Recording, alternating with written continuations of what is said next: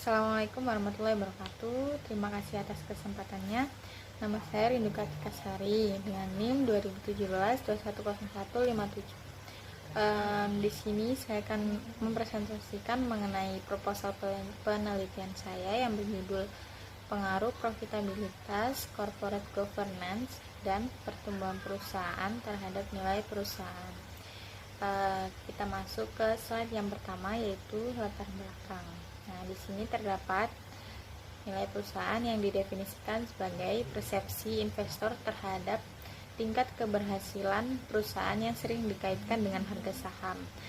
Harga saham yang tinggi akan mempengaruhi nilai perusahaan yang tinggi, sehingga dapat meningkatkan kepercayaan pasar terhadap kinerja atau prospek perusahaan saat ini maupun di masa yang akan datang. Selanjutnya, pada slide yang kedua terdapat rumusan masalah, di mana saya merumuskan masalah sebagai berikut. Yang pertama, apakah profitabilitas, corporate governance, dan pertumbuhan perusahaan berpengaruh secara simultan terhadap nilai perusahaan? Yang kedua, apakah profitabilitas berpengaruh signifikan terhadap nilai perusahaan? Yang ketiga, apakah corporate governance yang terdiri dari kepemilikan institusional dan ukuran perusahaan berpengaruh signifikan terhadap nilai perusahaan? Yang keempat, apakah pertumbuhan perusahaan berpengaruh secara signifikan terhadap nilai perusahaan? Selanjutnya kita masuk ke slide yang ketiga, yaitu landasan teori. Nah, di sini terdapat nilai perusahaan yang merupakan uang yang bersedia dikeluarkan oleh investor apabila perusahaan tersebut dijual.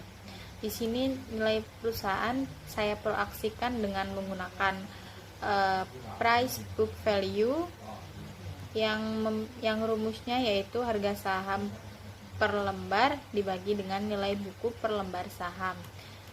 Variabel selanjutnya yaitu profitabilitas. Profitabilitas sendiri yaitu kemampuan perusahaan dalam hubungannya dengan penjualannya, total aktiva maupun modal sendiri. Nah, profitabilitas ini saya proyeksikan dengan ROA, di mana ROA ini dapat memberikan gambaran mengenai perusahaan memperoleh keuntungan dengan menggunakan total aktivanya. Di sini ROA dapat dihitung dengan menggunakan rumus laba bersih per total aset. Selanjutnya, variabel selanjutnya kepemilikan institusional, yaitu kepemilikan saham yang dimiliki oleh institusi. Nah, di sini saya proyeksikan dengan menggunakan rumus kepemilikan institusional sama dengan proporsi saham yang dimiliki institusi dibagi dengan jumlah saham yang diterbitkan. Selanjutnya, ukuran perusahaan. Nah, ukuran perusahaan sendiri merupakan besarnya aset yang dimiliki oleh perusahaan. Di sini saya proyeksikan dengan menggunakan rumus size sama dengan log natural total aset. Yang terakhir, variabel terakhir yaitu pertumbuhan perusahaan yang merupakan aset perusahaan, di mana aset merupakan aktiva yang digunakan untuk aktivitas operasional perusahaan. Di sini dirumuskan yaitu pertumbuhan perusahaan sama dengan total aset tahun T dikurangi dengan total aset tahun T-1 dibagi dengan total aset tahun T-1. Selanjutnya mengenai teori yang berkaitan dengan nilai perusahaan, di mana ada teori keagenan dan teori sinyal. Teori keagenan sendiri dikemukakan oleh Jensen and McLean yang menyatakan bahwa adanya pemisahan antara kepemilikan dan pengelolaan perusahaan dapat menimbulkan konflik. Sedangkan teori sinyal merupakan tindakan perusahaan dalam memberi sinyal kepada investor tentang bagaimana manajemen memandang perusahaan. Untuk slide yang ke-7 yaitu mengenai penelitian terdahulu. Di sini saya mengambil 4 jurnal dari beberapa peneliti, di mana menunjukkan hasil yang signifikan. Dari penelitian pertama menunjukkan bahwa kepemilikan institusional dan ukuran perusahaan berpengaruh positif dan signifikan terhadap nilai perusahaan. Untuk penelitian yang kedua juga begitu, di mana dia meneliti pengaruh profitabilitas dan ukuran perusahaan juga berpengaruh positif terhadap nilai perusahaan.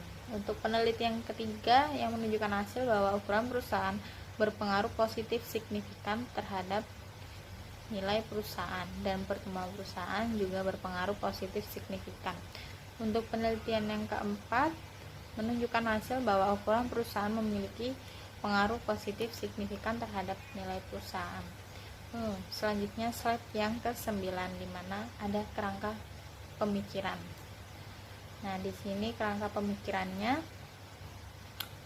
saya membuat seperti ini, di mana profitabilitas, kepemilikan institusional, dan ukuran perusahaan dan pertumbuhan perusahaan berpengaruh terhadap nilai perusahaan. Selanjutnya hipotesis penelitian, di mana H1 sama dengan profitabilitas, kepemilikan institusional, ukuran perusahaan, dan pertumbuhan perusahaan secara bersama-sama berpengaruh terhadap nilai perusahaan. H2 sama dengan profitabilitas berpengaruh positif signifikan terhadap nilai perusahaan.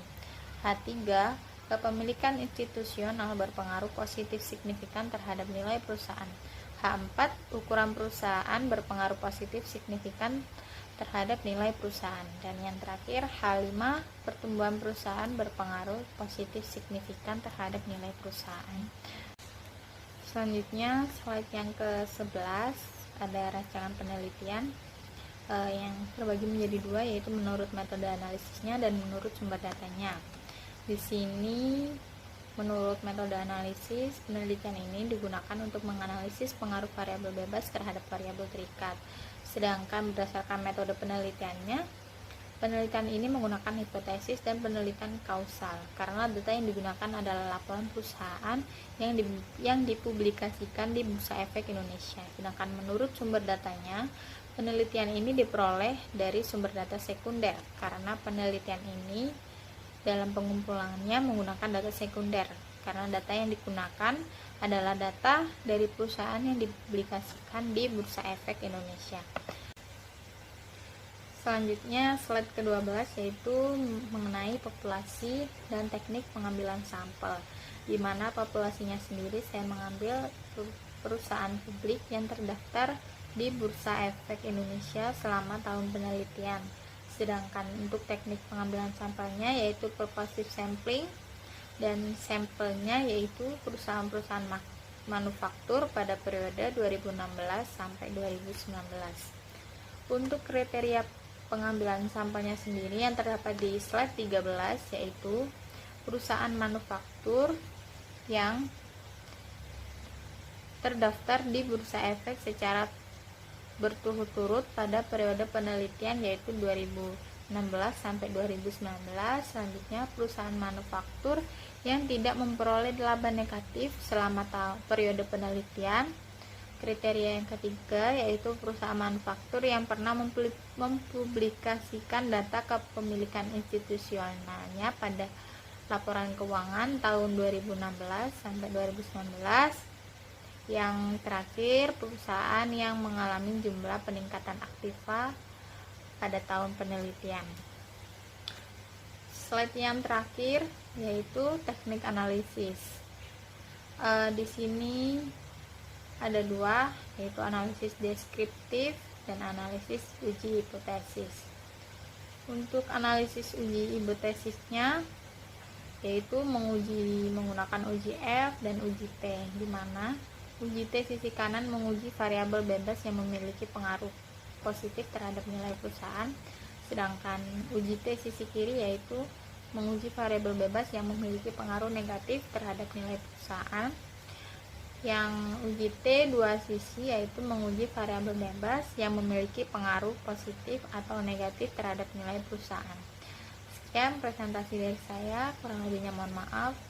Assalamualaikum warahmatullahi wabarakatuh.